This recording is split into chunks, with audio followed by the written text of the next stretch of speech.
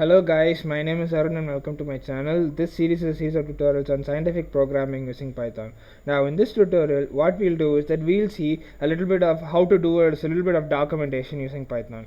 Now last time we have this note over here, okay, and we saw how to do, how to play around with the notebook and play around with the notebook and find some answers and everything.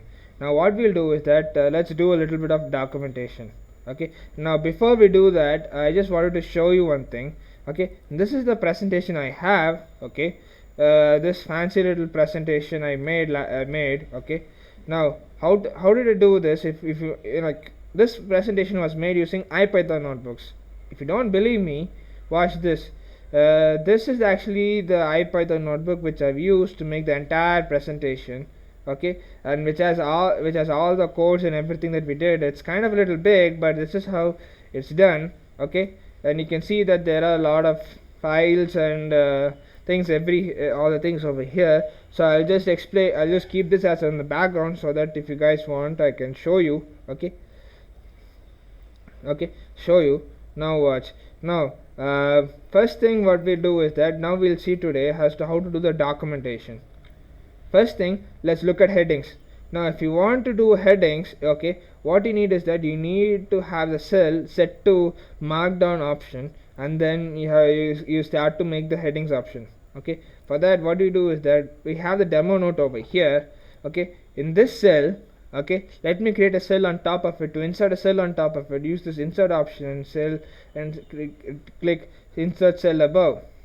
Okay, now this cell is ready and it's actually by default it's set to code. To make it write some contents, what you need is that we need this markdown option. So click markdown. Okay, now we see now this cell becomes a markdown. As a result, that input operation over here, the input line goes out, so it doesn't happen. So if you want to write a heading, press your hash symbol and then type your heading title. So if I were to, so what should I write it? Demo note walkthrough. Okay, and I have the cell ready. So if I want the title to be present, press shift enter, and there you have it. Your title is ready. Okay, now title is fine. What else can I do over here? I just want a little more fancy stuff. So if you just write hash and then some heading title, it becomes like this. Suppose if you want to write a little more of a slightly smaller heading, okay, I'll explain this. Okay, put 2 hashes and then write your heading name. Okay, and then I press the shift enter.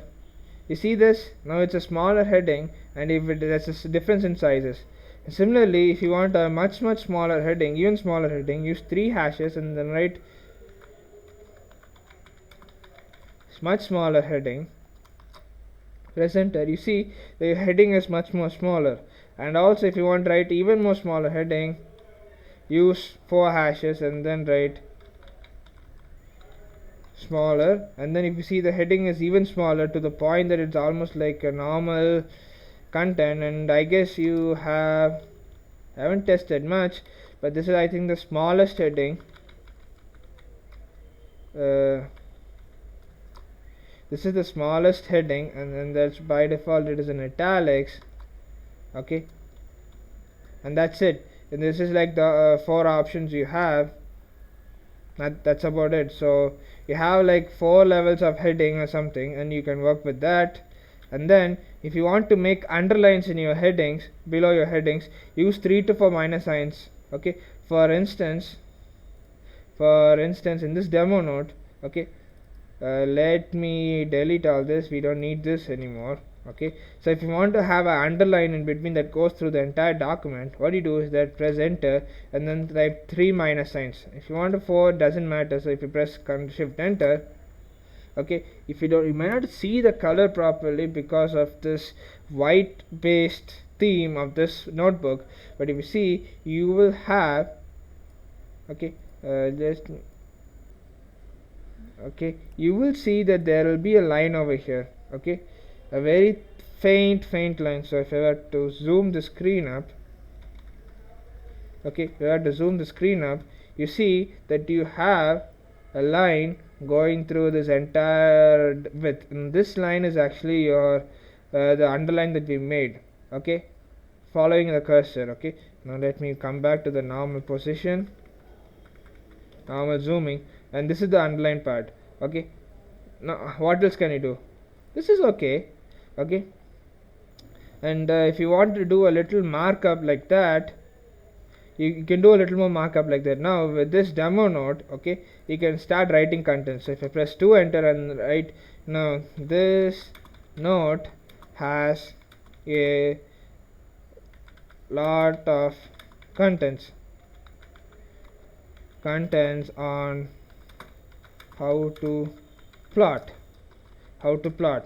So if I press Ctrl enter, there you have it, your text is ready. Now what you can do is that now you just press enter and type so many text as and when you want and everything. That's what we'll do over here. That's what we can do over here. And now what we can do is that we can do other options, like if you press Ctrl enter, it goes to the output mode, and if you want the normal mode back, what you do is that go to the cell and press double click the cell, and it will go to the code mode, okay, still in markdown. And then what you can do is that you can write more contents. Now let's see, if you want to make syntax markups, okay, there are options. For instance, if you want the text to be italicized, use underscores in between, or use asterisks in between. For one asterisk in between, I mean, wrap the text with underscores, or with an underscore or asterisk. So what you do is, okay, so watch this. This text is in italics, okay, and then this is not. So if I press Ctrl enter, see this text is in italic. Yeah, well, this is not. And also if you want other form of italics, okay, what you do, write the content between asterisks. This is again in italics, okay, this is not. So press enter, you see this is how it is. Now if you want a line in between, just you have to press enter so that things come in a different line, or else it will just ignore it. Okay, now this again is in italics.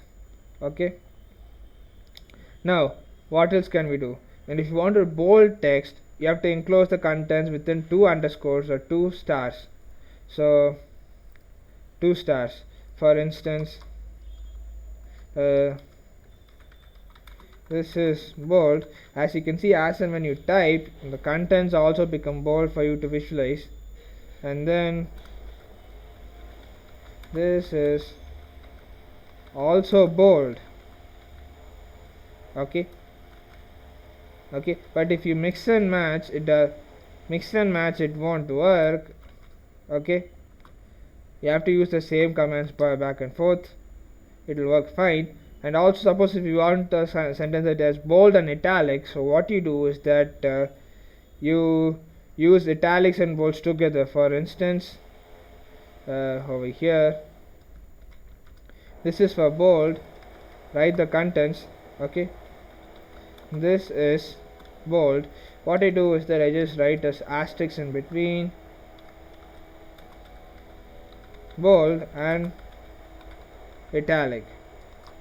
This is bold and italic, not bad, huh? Okay, and not only that, you can create a list. How? Watch. To create a list, let's go to our demo node.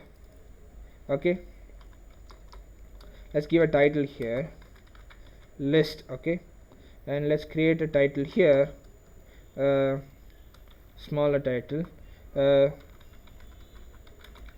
italics and bold options. Press enter, you get the title. To create a list, use asterisk. Okay, asterisk and give a space, that's important. So if I write L, okay, item 1, another press like item 2, this light blue color is indicating that it's a list. Okay, press enter and it becomes a list. Okay, that's about it. Now this is, if you just put a star or an asterisk, it becomes a list, an unordered list.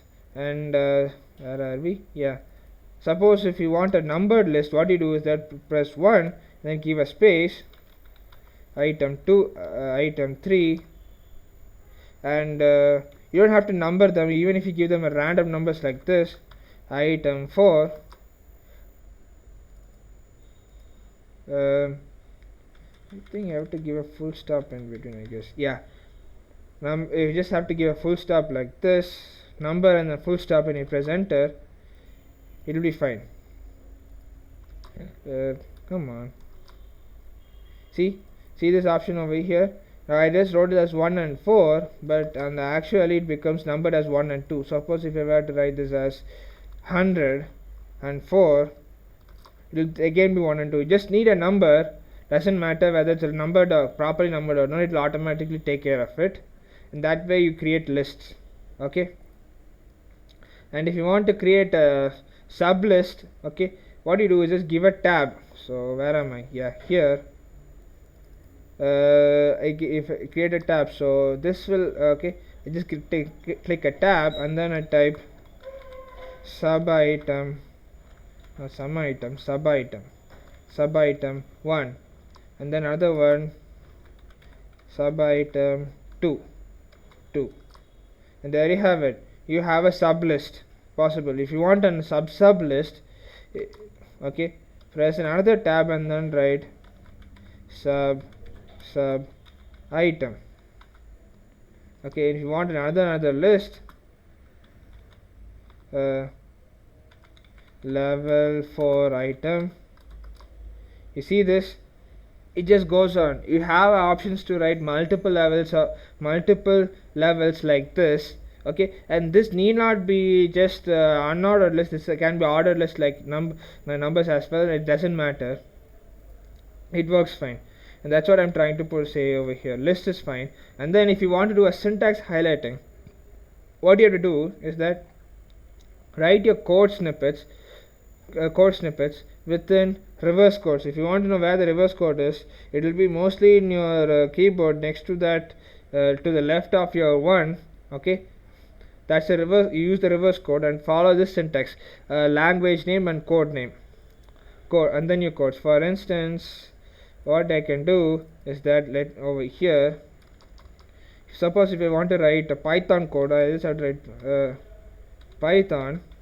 Okay, and let me write a Python code like for I in range 0 to 100, print I. Now this is actually a pure Pythonic code. Okay, now let's see how the rendering goes. If I press shift enter again, you see this code is Python built. Okay, not bad, huh? Now this code is actually syntax highlighted. Okay, now what if I want some other language like say C language? I want to write that.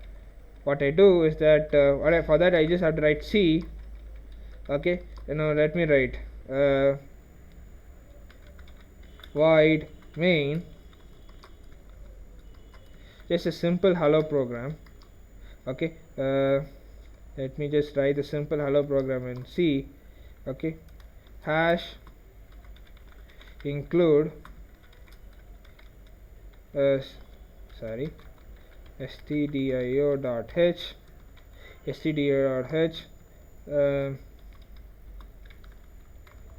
let me write it on the top, hello world program. Okay, and then I just type printf. Okay,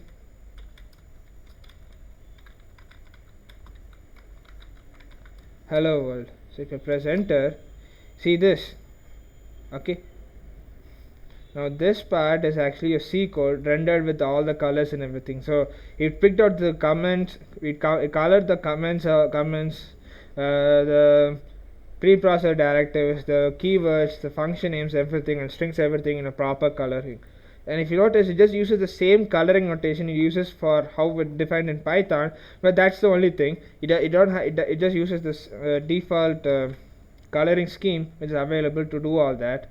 Okay, let me make this clear. Okay, so I'll just write a new title, syntax highlighting of code. In that I just go another level and type Python code. Okay, now I write something like C code.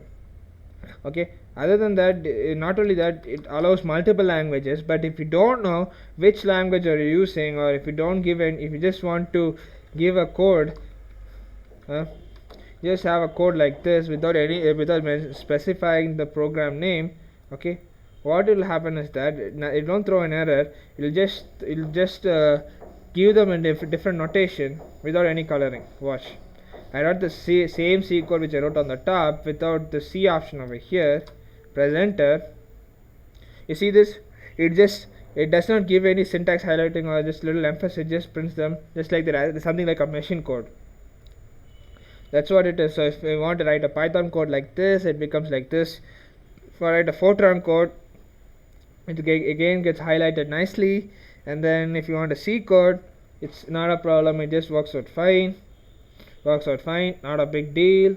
And then similarly, if we do not specify the language, it just writes that without any coloring. And also you can quote latex symbol. You can do a lot of quotes, latex symbols, and everything. We'll see how this is done. Okay, to write a quote, you just need the greater than symbol possible. So let me come to the note.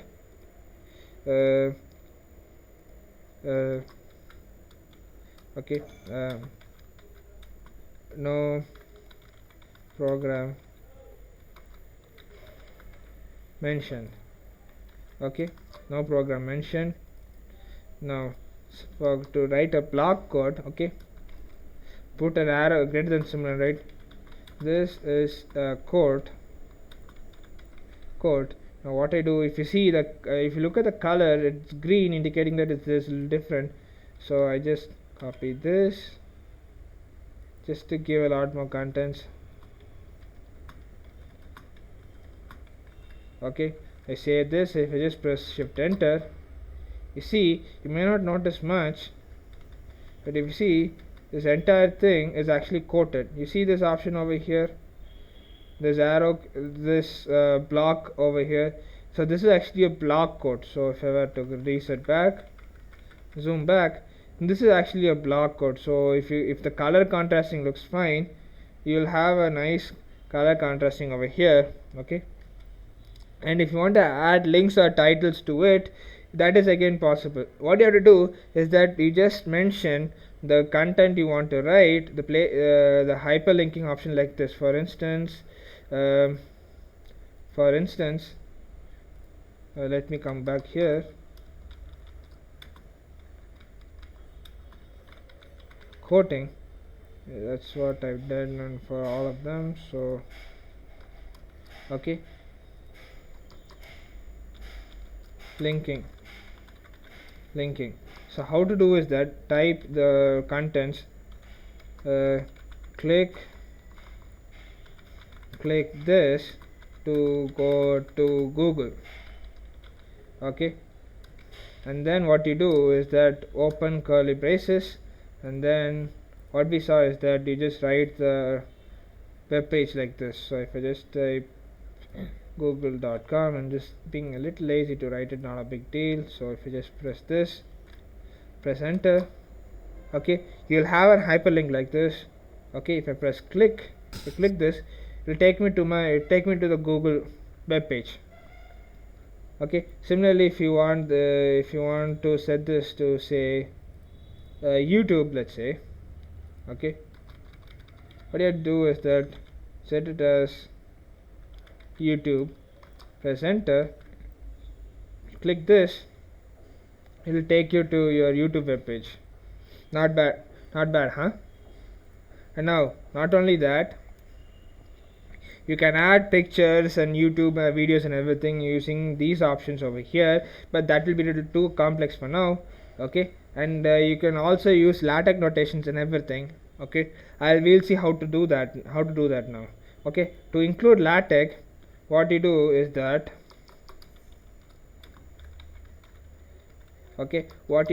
you just write a dollar symbol, and within that write your LaTeX notations like this. For instance, let me write that notation we use often for finding a formula for finding the quadratic equation. So let me type x equals frac minus b plus or minus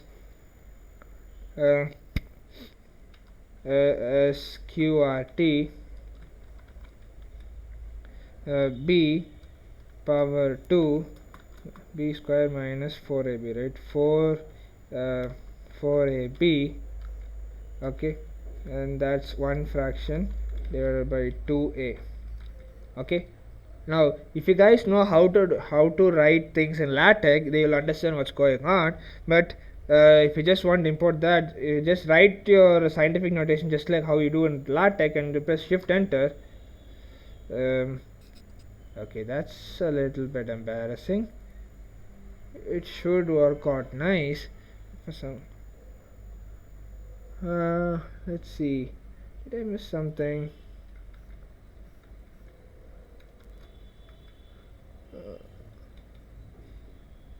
Yeah, I think I missed a parenthesis. I think this should work fine. Yeah, perfect. I think I missed a parenthesis. Now if you look at this, this is in the proper scientific notation using LaTeX. Like that, you can write your LaTeX symbol like this and everything. And if you want to import images, you can use that. Okay, for that you just have to write these statements ready. You have to set these statements ready.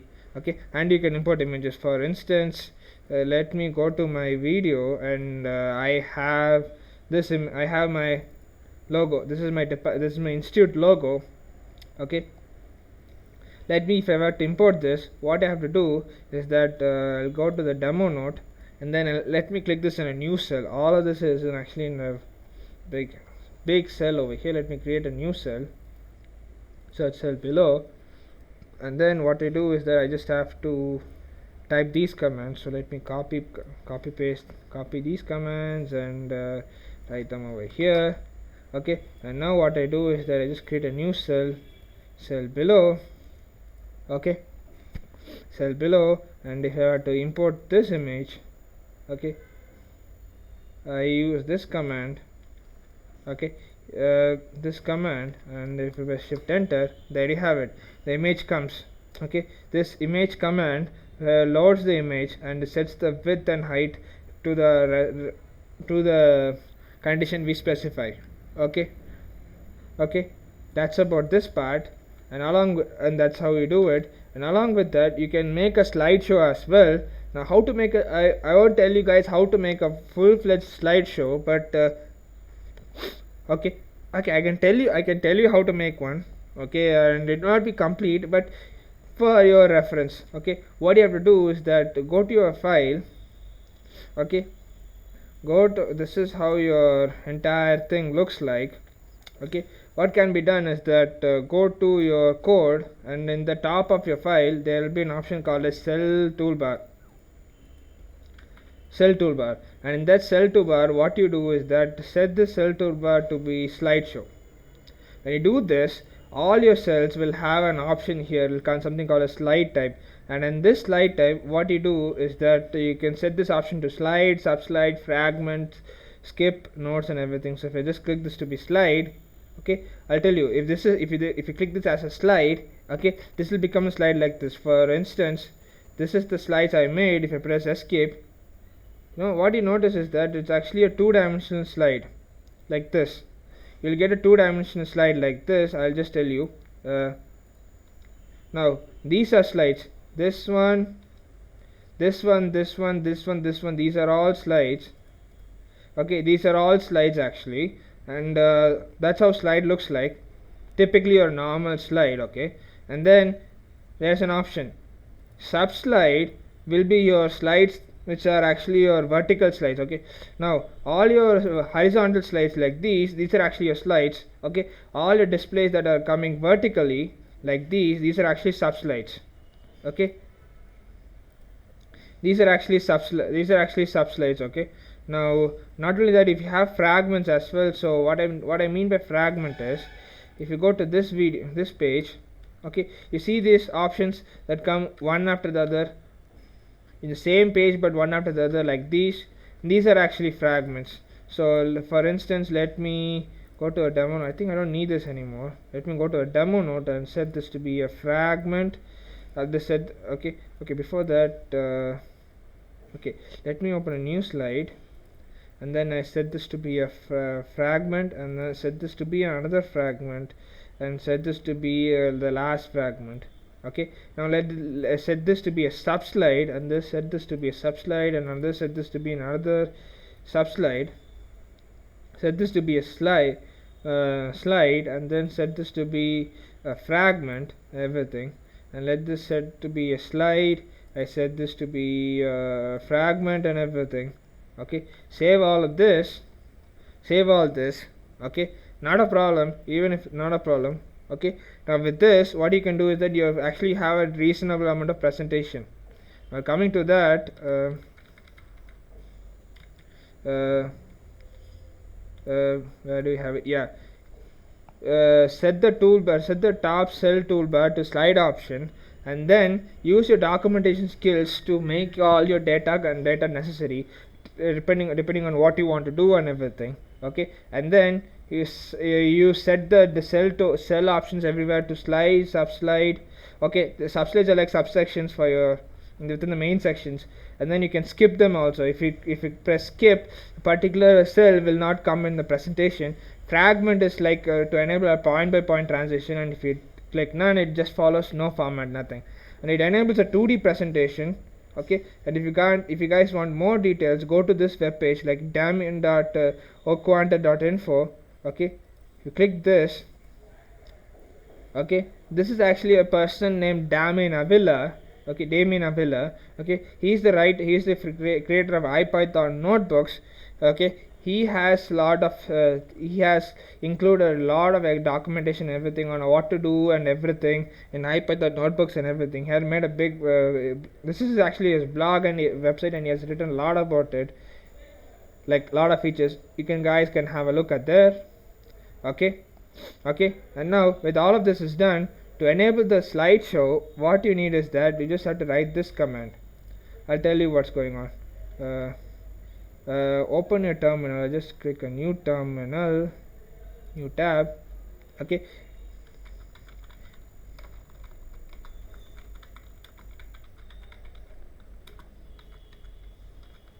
you guys don't have to type this, because in my system I have a Python version 2 as well as Python version 3 included using Anaconda. So I have to switch it to Python 2, so I have to use this command. So you don't have to do it. And to enable the slideshow, what you need is that you just have to type IPython, okay, nb convert, type IPython nb convert, and then you type your notebook names. The notebook name is demo note. Okay, demo note.ipython.nb. So and then what you do is that give a space, then 2 minuses, and then type 2 slides. If you press enter, it will do a lot of operation, and it will show you like this. And when you look at it, here something, this is your node, and you have an HTML file over here called as demo notes.slides.html. If you click this open, you will have a nice little HTML presentation, HTML over here. But if you see, it's just a static HTML. It's just a static HTML file with all the images and everything embedded inside. Okay, but this is not showing a presentation mode, right? So what you do is that write the same line, IPython notebook, IPython nb convert your file name to slides, and then you write another option called as to slides. Now if you press enter, you'll do some operations and everything, and okay, sorry, I forgot. Two slides, okay. And then what you do is that you type post serve, press enter, and it'll do a little more operations. And what does it show? Okay, sorry, since my presentation is already running over here, it can't show. So let me close this up, and this is where I run this. Okay, if I press post serve, and there you have it, your presentation is ready. Now this is your slide. Okay, this is actually one big slide which you can scroll down and everything, and if you see this option over here, it indicates that there's something below. So if I press enter, if I press your arrow key, down arrow key, it'll take me to a new slide, and this is actually a sub slide. Okay, and now this is a fragment. Okay, and that's all I have for in this part. And then it shows that there's nothing below, there's something above. Okay, indicating that's it. And then if you want to go to the next part, press arrow, and this arrow says that this is the beginning of this slide, and this arrow indicates that there's something below. So this is a fragment, this is another fragment, this is another fragment, and this is a sub slide. Okay, this is a sub slide, and then this is another sub slide, another sub slide. Okay, and also this is a new slide, and then this is a fragment, and this is another slide, fragment, and that's it. This is the end of the file. And as you see, to indicate that the file is getting ended, this line over here, this blue line bar, actually fills to the end. So if you just go to all the parts and everything, to indicate this fills up. And if you want to see whether the slide is 2D or not, press escape, and you see that it is in fact 2D. This is actually the first slide, whereas this is actually a sub slide. This is a sub slide, this is sub slide, this is again a sub slide. These are all slides. Okay, and here okay, this is the main part of the sub slide, this is a fragment, this is another fragment, this is another fragment. Okay, that's how it is. That's how the presentation goes by. And if you want this presentation to be enabled and everything, you need a little more operations, like you need a few more libraries like mathjax. You need a lot more operations like mathjax and several other stuff to get the options done and everything. Okay, and that's for some other day. So okay, let me come back to my tutorial again. Okay, let me come back to the presentation again. Where did I leave? Okay, we're over here. In this way, you have you get the presentation and everything. Okay, to make sure that all your entire presentation is ready with all the LaTeX formatting and everything. Okay, you need something called as mathjax library installed. That will enable your LaTeX inputs through input by type settings, and then you may have to install Tornado and a few more libraries, but don't worry, once you get a practice of it, you'll understand which library to install, and that's just a one-time option. After it is fine. Okay, that's how you do a presentation. Okay, and then let me come to the main topics after that. Where do you stand? Okay, we'll talk about this in the next tutorial. Okay, thank you guys for watching, and I'll see you guys next time.